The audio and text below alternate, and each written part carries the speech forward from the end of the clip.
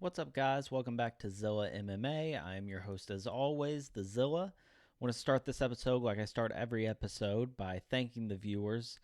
We're growing the numbers. I really like what I'm seeing. It's more than I could have ever imagined. But really need you to go like and subscribe, tell your friends, comment so I can interact with you. I really want to grow the channel and make more content for you, and that requires that interaction. So, really appreciate all of you who have done that already. Also, want to go ahead and apologize if my voice goes out at any point during this. As I said yesterday, I'm sick, still kind of dealing with it, pushing through, making these videos. Um, doing the best I can with it, but want to go ahead and apologize for that up front. In this video, we're going to be breaking down UFC 294, everything but the main event and the co-main event. We did already make videos for those two separately. You can check those out on my channel if you haven't already. Just because there's so much that goes into those two fights. They're two such massive fights that I didn't want to do the injustice of just jamming it in here with the rest of this, even though the rest of it is a great card as well. I really want to take extra time on those, so you can go check those out on my channel.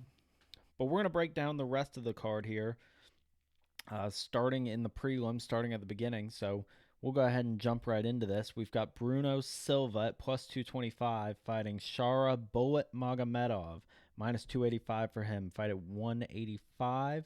Magomedov coming in here at 11-0. And this is the best first fight I can remember in recent memory. I mean, this is just a great fight to jump off the card. Uh, Bullet has been very anticipated for a long time in the MMA community. If you're not familiar with him, kind of a controversial character. You can probably tell by this picture of him here. The guy's only got one eye, and so we haven't been able to get him into the United States. He can't get approved by any American commissions because of that. And so he hasn't really had an opportunity to fight. That on top of the fact he's had some controversies of his own, a case with an assault in a mall, and then some strikes that he threw in a jiu-jitsu competition that was kind of sketchy. And so there's some things hanging over his head that has a lot of people questioning him being aligned with the UFC, but he's supposed to be just super, super talented. Um, Now we shouldn't underestimate Bruno Silva here. I will go ahead and say that Bruno Silva, he's uh, he's got good striking of his own. He's got good ground and pound. He's very powerful. I'm not going to completely discount Bruno Silva here like I've seen some people do. Um, but Silva tends to kind of keep his hands low. He allows himself to be exposed on the feet sometimes, and that's really concerning in this fight for me. Bullet's different than most Dagestani fighters. He's not necessarily looking to wrestle first. It's in his arsenal, from my understanding, but more what I've seen out of him is this unorthodox striking style with great kicks. He's got a great jab. Um, there's always the question about what level of competition he's fought to this point. He's obviously not fought anything UFC caliber. And Silva has not been knocked out in the UFC, but from what I'm seeing, I'm really thinking this could be the spot where that happens, unfortunately. Just the striking that I have seen from Bullet here is next level. I could be wrong on this. Like I said, you can look great against bad competition, but I think he's going to come out, get the win here. I've got Bullet here by TKO. And so we'll go ahead and move into our next fight. Next fight, the only women's fight on the card. It's Jinyu Fry versus Victoria Dudakova. Dudakova, the big minus 600 favorite here, coming in here at 7-0. And a tough stretch here for Fry. Hasn't done so well lately. Lost 3 straight fights to some fighters that I consider kind of low level. I know Demopoulos is in there. Yeah, Elise Reed's in there. So this is a tough stretch for her. And honestly, looking at this fight, I'm yet to find a spot where I really feel like she is going to be better than Dudakova. This kind of feels like a prop up spot for Dudakova, if I'm being honest here.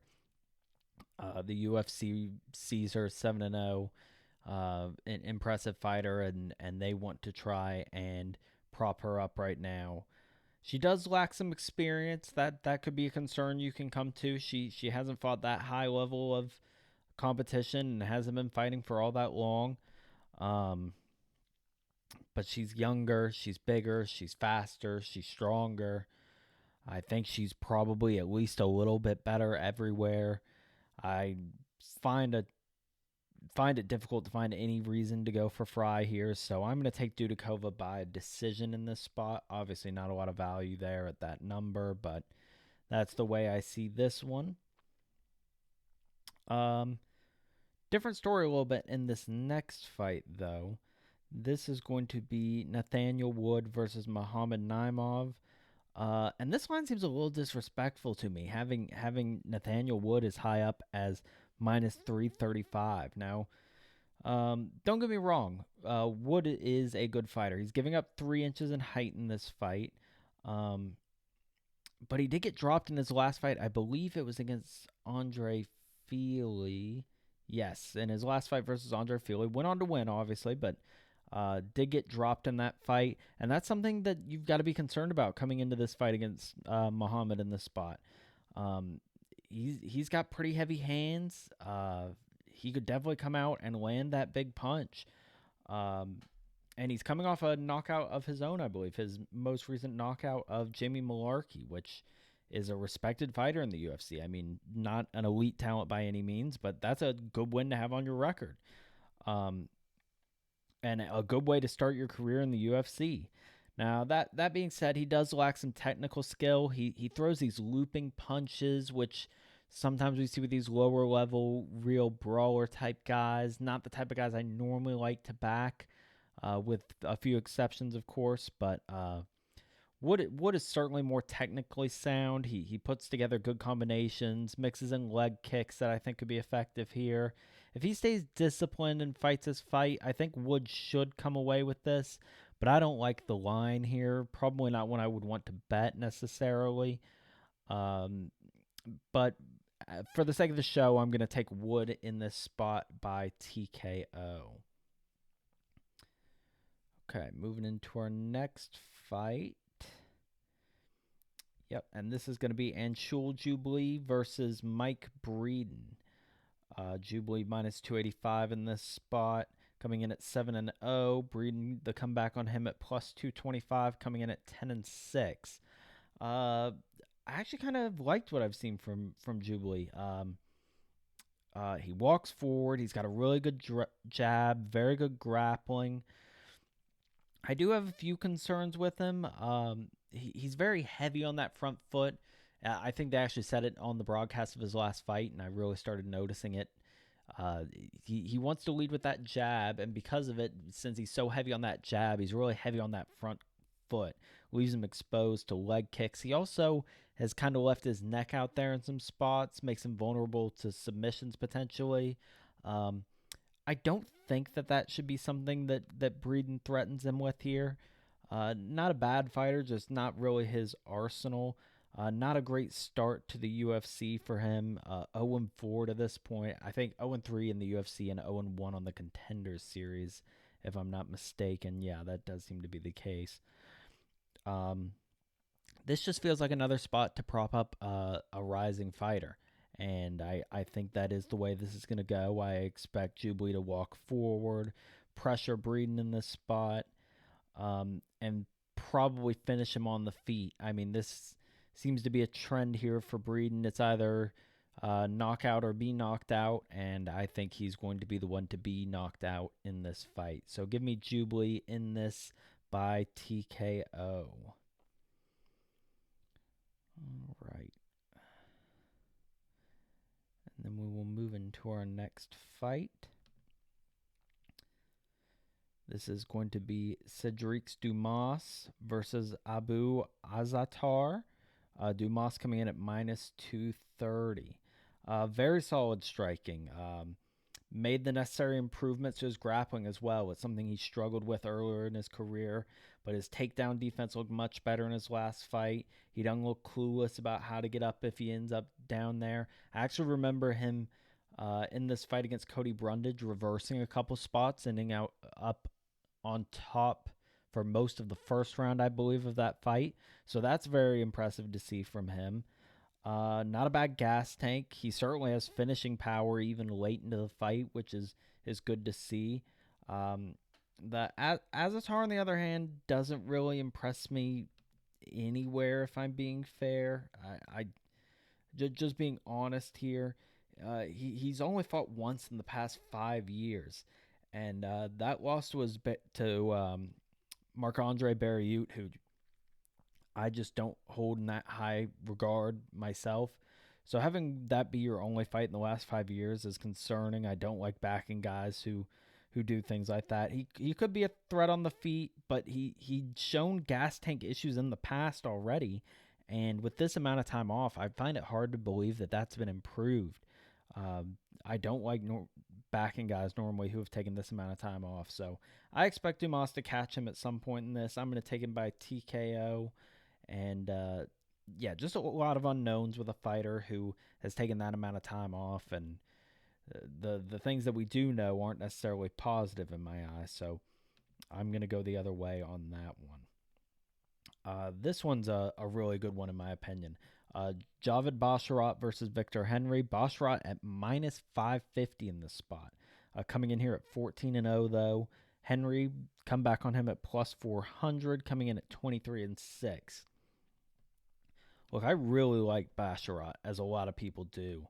Uh, but this is another line I think's kind of gotten out of hand. I think it's because so many people really like him. Uh, he really impressed me in his last fight against Mendoza. Very smart, well-rounded fighter. He has great counter punching.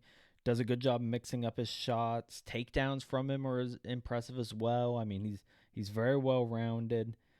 Um, but Henry worries me a little bit, just a little bit. He has very good takedown defense. He does a good job using the kicks to keep the opponent at a distance where Basharat may not be able to get up there and play that counter punch game that he likes to play.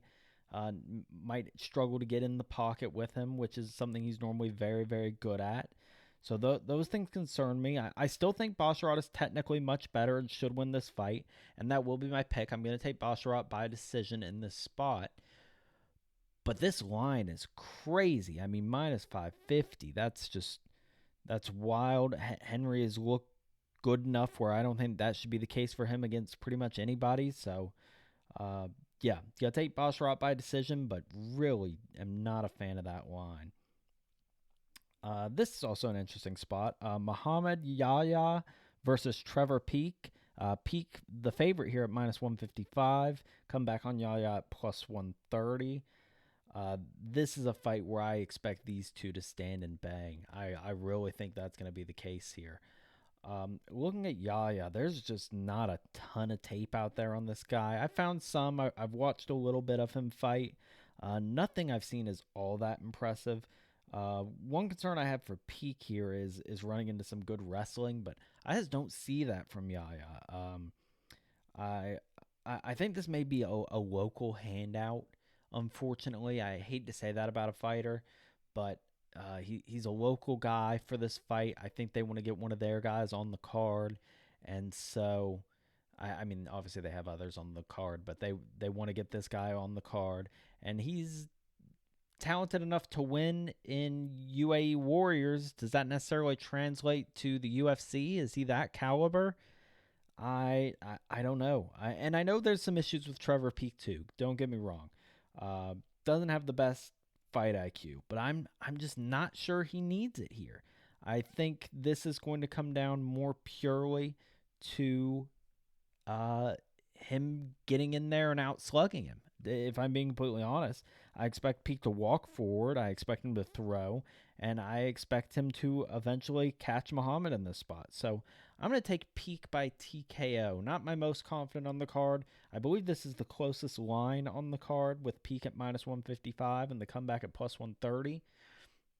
But Peek as the favorite here is the way I'm going to lean. I think that line's moving with money coming in on Peek as well. I believe it was as low as minus 130 earlier in the week. So that's something, if you're interested in him, you might want to jump on that soon. Our next fight, Muhammad Makhachev versus Tim Elliott. Makhachev here at minus 425, coming in at 9-0.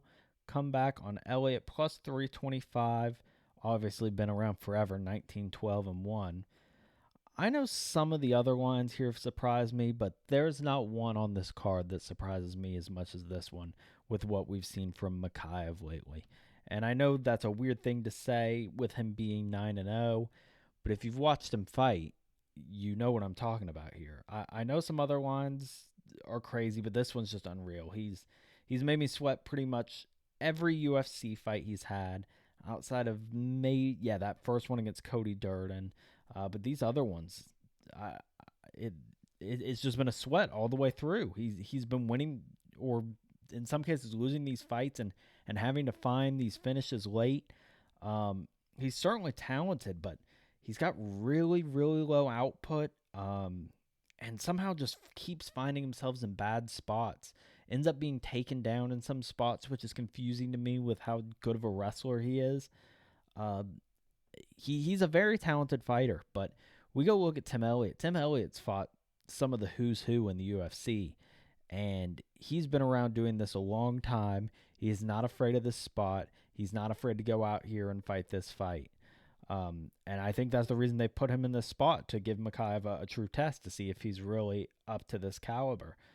I think that Elliott's going to be able to counter Makhachev's wrestling. I really do. I think he's going to be able to work in some of his own. And I understand why Makhachev is the favorite in this spot, but for my money, I actually think I'm going to end up going the other way. I think I'm going to go with Tim Elliott. This is going to be my big upset pick on this card. Probably will end up putting out a Dog of the Week video for Tim Elliott. I think if there's a spot with all these big favorites on this card, outside of maybe the main event or co-main event, you can watch my videos on those and see if I'm going that way on either of those. But outside of those two, I think the one that you want to go with here is probably going to be Tim Elliott. I think this is a spot where he could go out there and get this win. So I'm going to take Elliott by decision in this fight. Moving into the next one, a fighter I'm still pretty high on is Said Nurmagomedov, going up against Muin Gavarov. I'm big on Said. I still like Said. I know if some people are off him because of the loss he took to Jonathan Martinez. But if you watched Jonathan Martinez last week, there's no reason to discredit Said for that loss. Jonathan Martinez is the real deal. Said put in some good work in that fight, so I'm not all that deterred by that. Said obviously has the wrestling. Obviously, this part of the world, they have wrestling in their arsenal. But the thing with him, his kicks and the variety of striking attacks he has, that's what's really impressive about him. I love how light on his feet he is. He's always bouncing on the toes and does a good job of hiding his attacks. The feints are amazing with him. Gafarov is a good kickboxer in his own right. Should be able to hold his own in this fight. But I still will give Said the slight advantage on the feet here. And if this fight ends up finding its way to the ground, I have to give the edge to Said. I mean, this is a spot where Said can get right coming off that Jonathan Martinez difficult loss. And I really think he is a top-tier fighter who just ran into another top-tier fighter. And so this is a spot where I expect him to get right. I know we're getting him here at minus 220. I think that's more than a fair number. I'm going to take Nurmagomedov by decision here. Definitely going to tie him into some of my bets this weekend. Haven't completely decided how I'm going to work all that out yet, but he's definitely going to be on my card. Ikram Alexarov versus Warley Alves. Alexarov at minus 650 here. Big line, obviously. Plus 445, the comeback for Alves here, but Alves just hasn't impressed me much as of late. I think he's trending in the wrong direction. I hate to say that. I think he's only like 32, but I think he's going the wrong way. Taking a couple tough losses as of late. Doesn't have great cardio, doesn't have a great gas tank. His output's not great. Um, he could always land the big shot in this spot, but I don't anticipate that happening. Um, I think Alexarov is probably better everywhere. If I'm being honest in this spot, I think he's probably better everywhere. He's one of the top upcoming prospects right now, and this feels like yet another spot where the UFC is trying to prop someone up. Um, I think this could end in a submission or a knockout in this spot. I mean, he's capable of either. I think a big goal of the UFC with this guy actually is to run this fight back at some point. Him and Shemaev. Uh, there's a lot that's going to be determined in this card. I mean, this is just unreal how big this card is. It's the reason I've been pushing out so much content this week. This is a must-watch card. So like I said, I think this could be either a knockout or submission. I haven't taken a submission yet on this card, so I'll go ahead and take him by submission in this spot. Yeah, I'll go Alex Serov by submission. And then the last fight we're going to go over here, a great fight, could be a main event in its own right if on a different card, or definitely on a fight night, is going to be Magomed Ankalaev versus Johnny Walker. Like I said, if you're interested in seeing my main event or co-main event picks, I already got videos out for those. I definitely encourage you to check those out. Long-form videos, I think around 15 minutes each, just breaking down those fights. There's a lot that goes into those, so definitely encourage you to check those out. But regarding this fight, I think Ankalaev is really being disrespected having to fight this fight. He's coming off a title fight that I don't really understand what happened, to be honest with you. Dana really did not like that fight, absolutely hated it. He fought Jan Blachowicz, came out as a draw, and for some reason Dana just thought this was this crazy snore fest. I know it wasn't an amazing fight, but we've seen much worse. So for this to be the fight he's criticizing, I really fail to understand. But now he's being punished for it, and he's being forced into a fight with Johnny Walker. I think he's a higher caliber fighter than Johnny Walker. I think he's done enough to deserve better fights than this, if I'm being honest.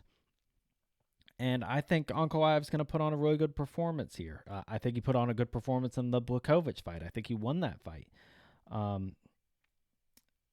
But, you know, Ankalaev's a really well-rounded fighter. I don't think it's going to be the most exciting fight in the world, but I think he can come out here and use his fundamentals, and I think he can be better than Johnny Walker everywhere if he's fighting his fight. Johnny Walker on the other side, boy, I was really high on this guy at one point. I was really high on this guy. Everyone thought he was this up-and-coming world beater. He was the guy that was going to beat John Jones. Just this crazy fighter. Just real flashy and reckless, and led to a lot of knockouts, but it eventually led to him taking some knockouts and ended up losing 4 of 5, as you can see here. And but it seems to be somewhat of a resurgence for Johnny Walker, if I'm being honest. He's got a much more disciplined style now. He's still got that great striking that he had back then, but definitely more measured approach now. Now on a 3-fight win streak. Took that win over Anthony Smith, which is great for him. But with all that being said, there's no questioning, in my opinion, Magomed Ankalaev is still the more well-rounded, the more disciplined, the more technically sound fighter. Walker's going to need to land a big shot to win this. If he wants to win this, I think he's going to need to knock Magomed Ankalaev out. I don't anticipate that's happening. I think it's much more likely that Ankalaev's going to mix in the takedowns and use control time to end up winning this fight. And so for those reasons, I'm going to take Ankalaev in this spot by decision. All right, guys, so that's the card. Really appreciate you guys sitting through, listening to this with me, hearing how I broke these down. Like I said, as I've said repeatedly, main event, co-main event, got 2 separate videos, so please go check those out. As far as the rest of the week, I'm Still having some issues with YouTube with streaming. I don't anticipate I'm going to stream on Saturday. I'm still anticipating, though, as long as my voice doesn't completely go out on me, I want to put out a gambling video tomorrow where I discuss how I'm going to bet these fights, how we're going to break them down, uh, things I like to parlay together. And I'm going to try and come to you with a way that I'm going to bet every single fight. I know that's not the smart gambling style. Obviously, you need to pick and choose your spots. But with people who are like me, who are doing this for the fun of it, who aren't, I'm trying to make money, obviously. I'm not trying to lose money on this. But I'm understanding that this isn't something I'm going to get rich off of. I like having betting interest in the fights. So I will, at the very least, try and give you a angle to bet every single fight on this card. But with all that being said, I really appreciate you guys. Please go like and subscribe. Check out those other videos as I talked about. And we will see you next time.